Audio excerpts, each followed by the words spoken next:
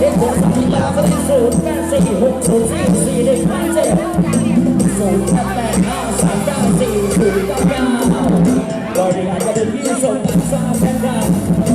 เดียวกันทุกวันเสียและทางทองสวัสดีท่านผู้ชมในเต็มรูปแบบระบบกับเราทีมงานจากกองอำเภอที่2ได้รับโอกาสนี้เรียนเสียงยันสบายจอดระบบ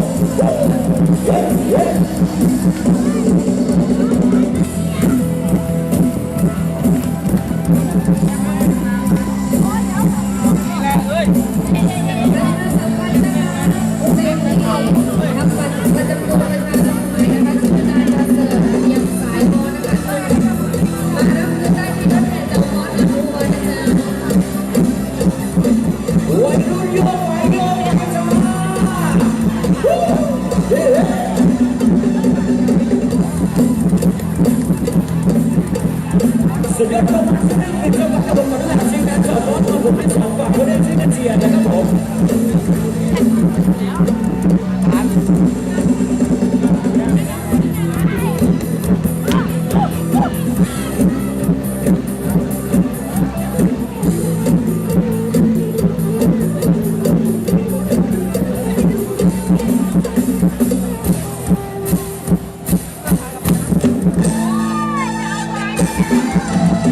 เอาใจใส่มันก็ได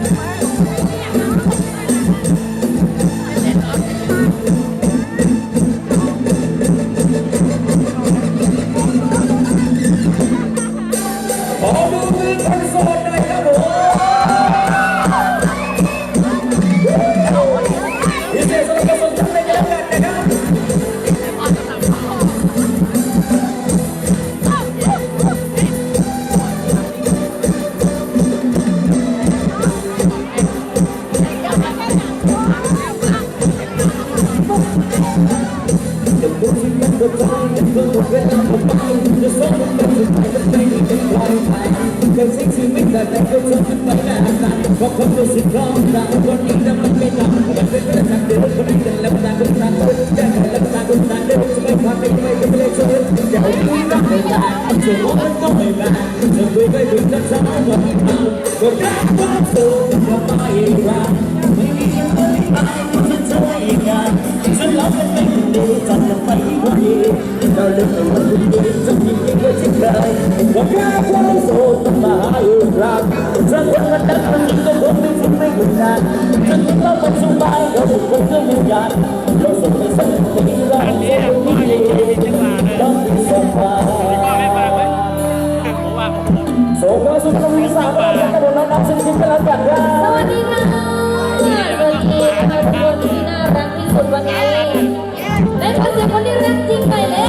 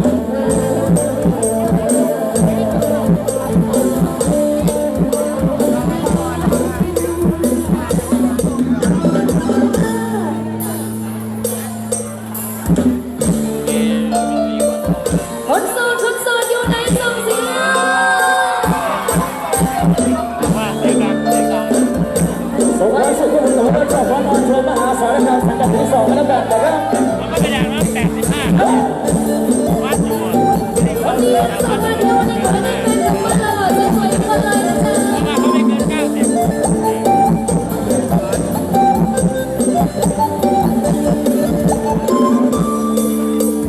มันจำเป็นต้องลาลาที่บ้านบอกว่าจะไม่รอตัวอายผมอยากยิ้มแล้วใจละรอจนหัวตายคอยลงเป็นไปได้บ่อยากขอพระเพว่าเพจะดูแล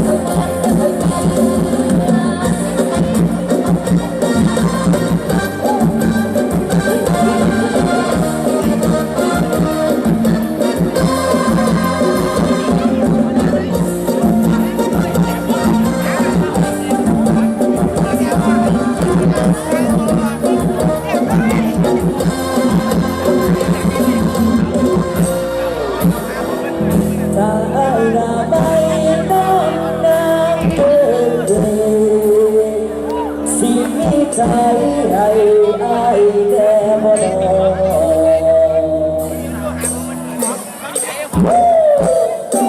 ยังอยู่กับเราสอนอนเชื่อว่าสอนทางสังกัดที่สอนนะผมยังก็มาดิยังก็มาดิเฮ้ยเฮ้ยยาวไป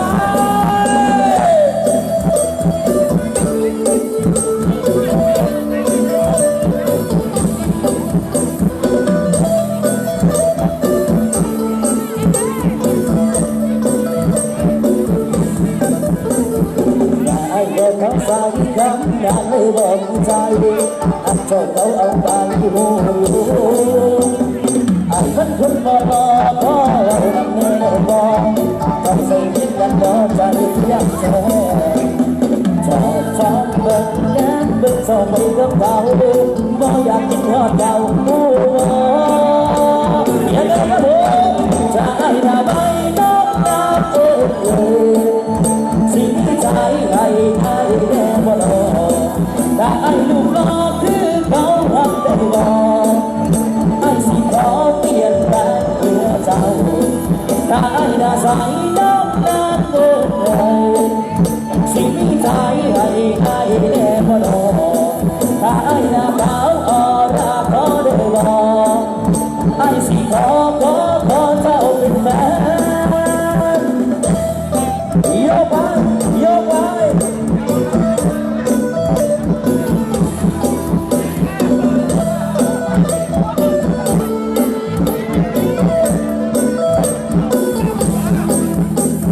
ให้คนคนบ่รอขอเรานั้นได้บ่จะใส่ดิ้นกันบ่ใจยักแท้สอบสอนเบิกนั้นบ่ชอบให้กับเราบ่อยากกินทอดเก่าผู้บ่กินบ่ครับผมจะให้ไม่น้องตาเลยสิ่งใจให้ไอ้แน่บ่รอแต่ไอ้นุ่มรอคือเขาทำได้บ่ไอ้สิขอเปลี่ยนแปลงเพื่อเจ้าแต่ไอ้น่าใส่น้องน้ำเลยสิ่งใจให้ไอ้แน่บ่รอแต่ไอ้น่าขาวออร่าขอได้บ่ไอ้สิขอเจ้าเป็นแฟน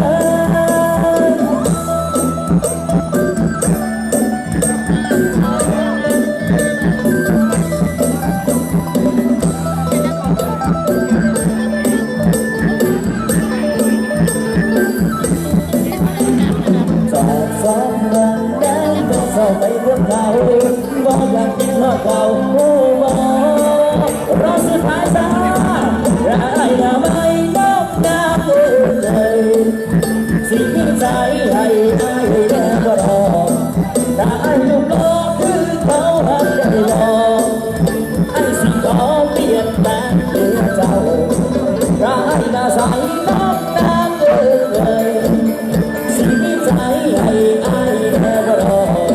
แต่ไอ้น่าขาวออร่าขอได้บ่ไอ้สิขอเจ้าเป็นแฟน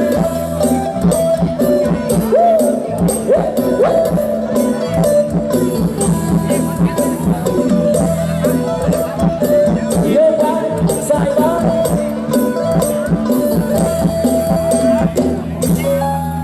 เราไม่ใช่ใส่ไม่เราเป็นหวัง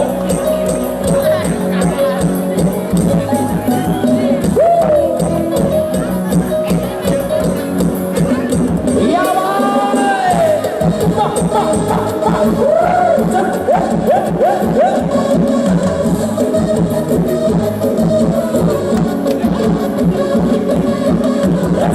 ไปก็จะไม่จะรู้สึกละลายอยากจะดูกินชาชันจะไม่ทำเราเป็นเยอะที่ไม่ควร